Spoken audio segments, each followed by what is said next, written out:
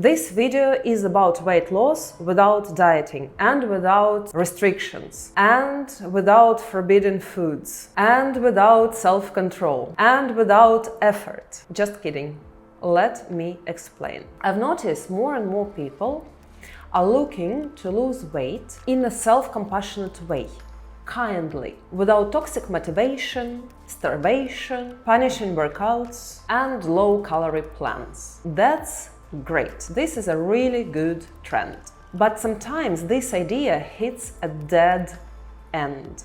Instead of usual, you have to suffer, you have to apply willpower, a new message appears. You need to accept your body. Do not try to lose weight, because if you want to lose weight, it means that you hate your body. And hating your body in 2025 is cringy. So now we are stuck between two extremes. Either punish yourself with kitchen scales and MyFitnessPal or NutriCheck, or pretend you're totally fine, you're in love with your body, whatever it is, but deep inside you feel sluggish, you have low energy, you don't quite like yourself, you wish you were leaner, but you sort of do not allow yourself to recognize this wish. Neither of these two extremes really help, right? In this video I want to show you a third option. A way to care for your body and weight without falling into shame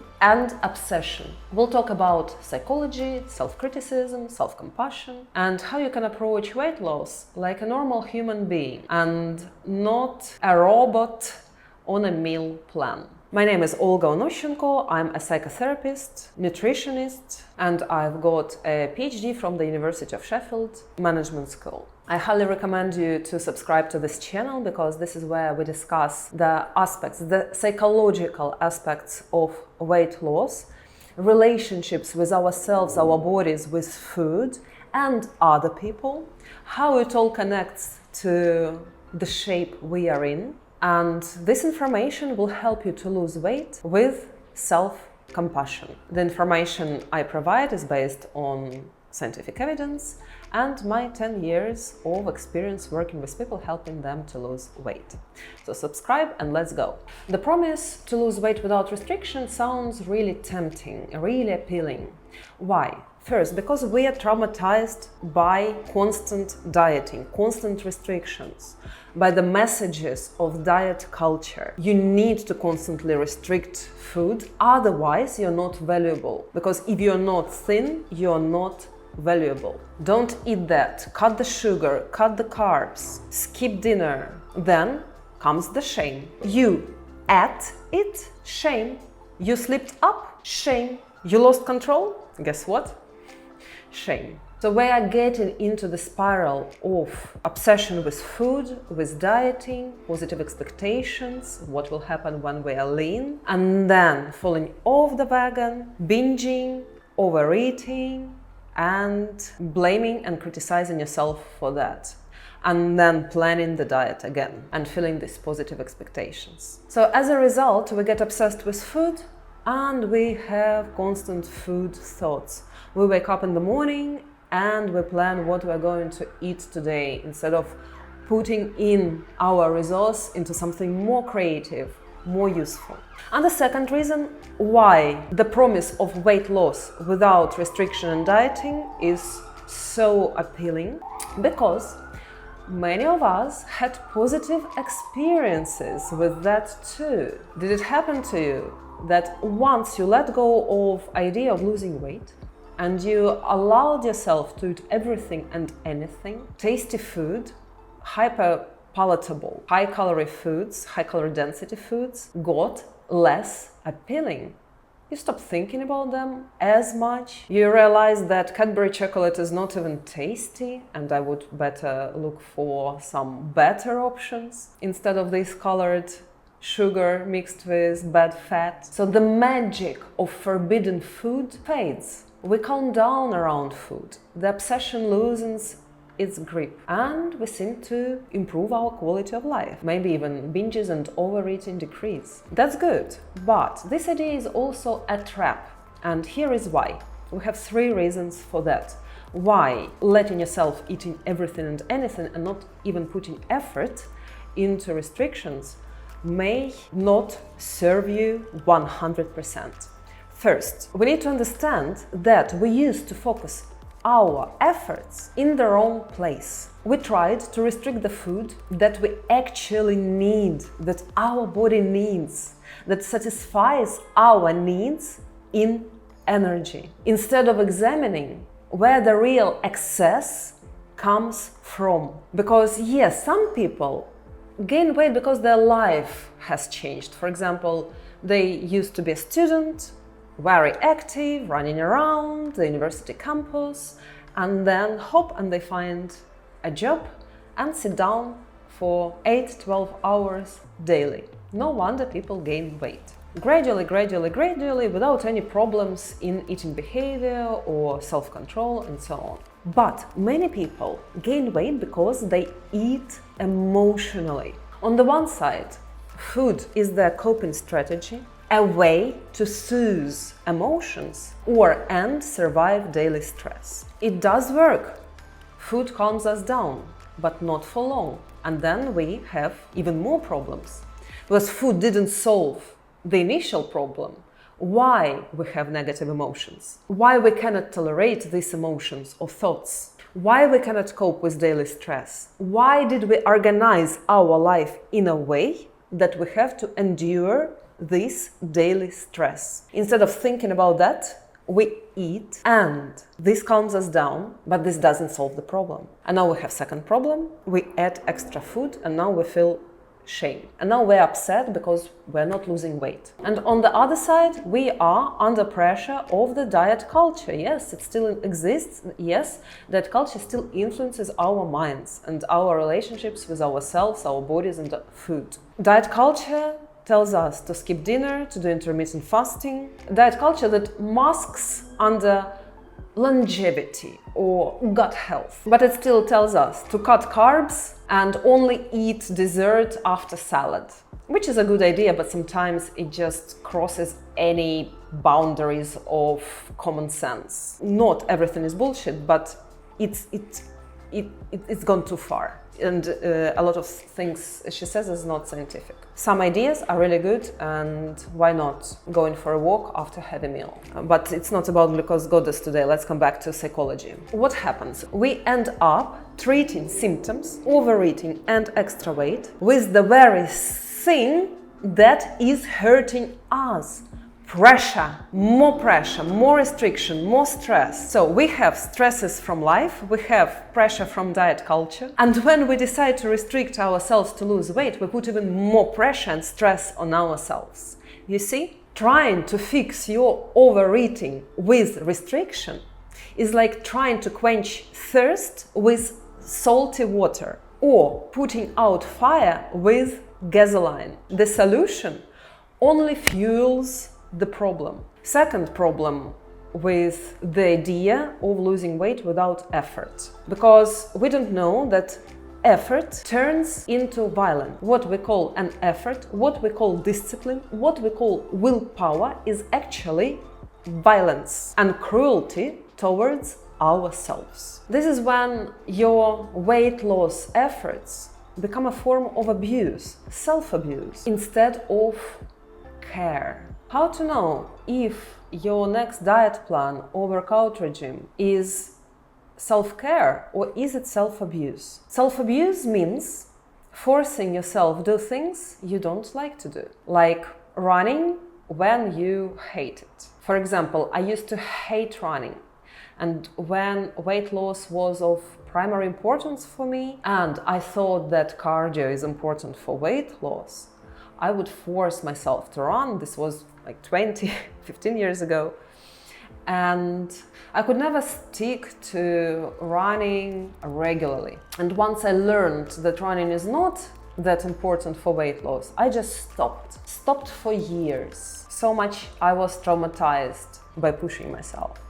And now I rediscovered running because I started running not to punish myself for eating for extra calories, not because I hate my body and want to lose weight desperately, but because running is a form of self-regulation for me, because I love how I feel after running, because running makes me energized between sessions with clients. If I sit all day long with online clients, then short running sessions between sessions, psychotherapy and nutrition consultations, I feel so much more energized and so much better. I can provide so much better service if I had a good run.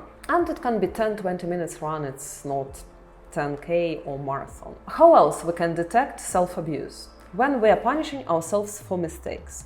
For example, I had extra cookie, so inside of me everything turns. I blame myself for the lack of willpower, for losing attention, for lack of self-control. You will never lose weight. Oh my God, this is extra 150 calories. How on earth I'm going to get into deficit today? Even notice that we're punishing ourselves so harshly because this is our default response to any mistake we make. Hello, perfectionists. Then, expecting perfection. This is also a sign of self-abuse. If we go on diet, if we follow meal plan, we need to stick to it 100%. Lacking flexibility. We do not plan for stepping off our routine. We do not plan for birthdays, we do not plan for barbecues, going out, bad days when we're stressed or underslept, and even days when we are simply hungrier. It's normal that on some days we are less hungry, some days we are hungrier. And we need to take it into account, and we need to make this room for not hitting calorie deficit, for mistakes, for slip-offs, and even for emotional eating. Sometimes, yes, we will eat emotionally. It's just important to make sure that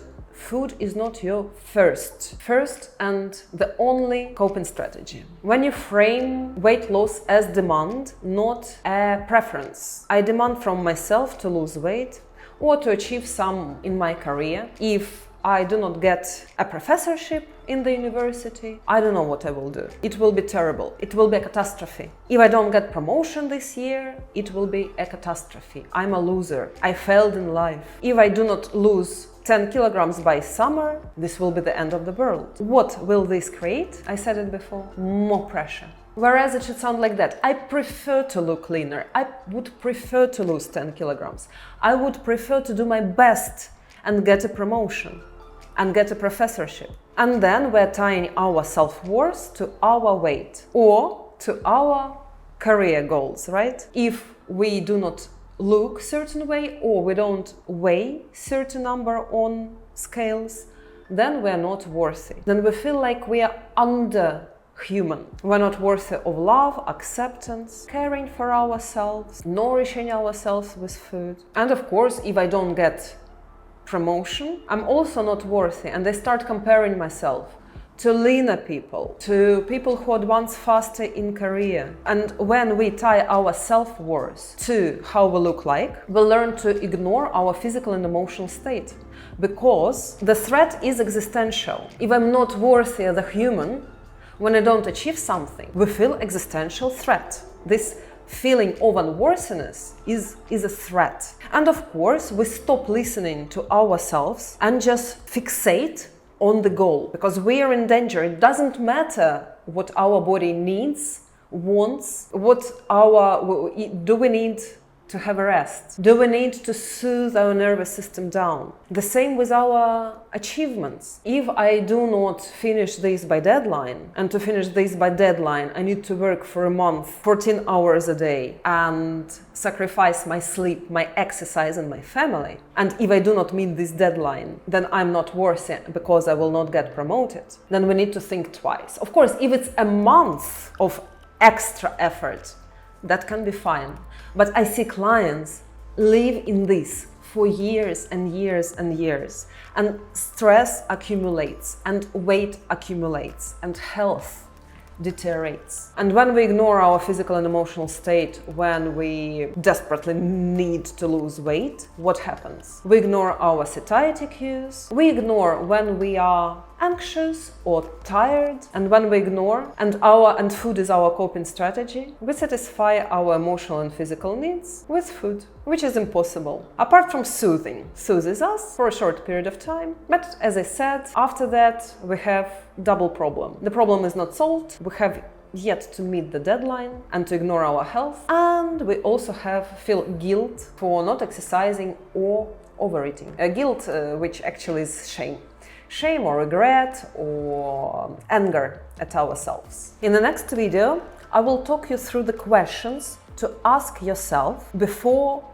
starting a new weight loss routine to help you determine whether you're going to do it from a healthy psychological position, whether you're ready to do it, whether you have a resource to do it and it will be healthy for you to put in effort, or you're not ready for it, you're burnt out by dieting, or you're not in a good physical or mental state to do this. For example, you're burnt out at work. In a burnt out state, putting in effort is like beating yourself, just scratching your wound, which is bleeding. And third problem with wanting to lose weight without effort, that it's not possible to lose weight without effort, because even when we do intuitive eating, if we really attune to our bodies, we finally learn to read the signals, to listen to the signals of satiety and fullness, we still have to restrict ourselves, because we have to eat only when we are hungry and we have not to eat emotionally. So this is restriction. I do not eat when I need food to soothe my emotions. This is a restriction. Or if we use balanced plate approach, we also restrict ourselves by the foods that should be on this plate. Or when we're trying not to snack, we restrict ourselves. So restriction is needed. Can we lose weight without restriction? Yes, when we have problems with health, for example, and we don't need it. And when we go through stress in life, positive or negative, that's also not a good way to lose weight without effort. So effort is important. Moral, life is effort. You didn't finish university. You didn't complete your degree without effort. You didn't grow your child without effort and restriction. You didn't build your career without effort and restriction. And my dad used to say, life is struggle. I would disagree. I would compare this to toxic relationships, struggle and effort.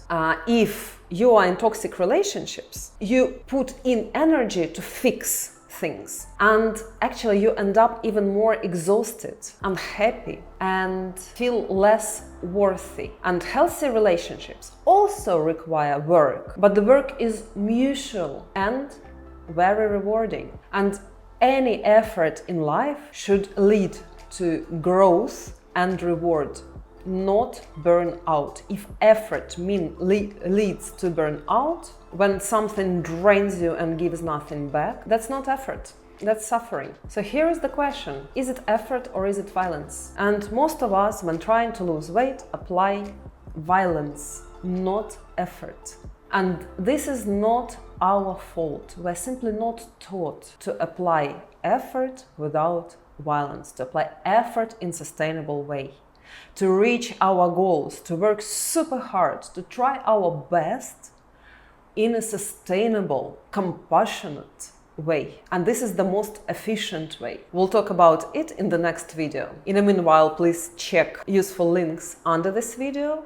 Join my Instagram, where I show how I train and restrict food and do not restrict food from position of self-care rather than desperately trying to lose weight. And you can apply to work with me via the links as well. See you soon.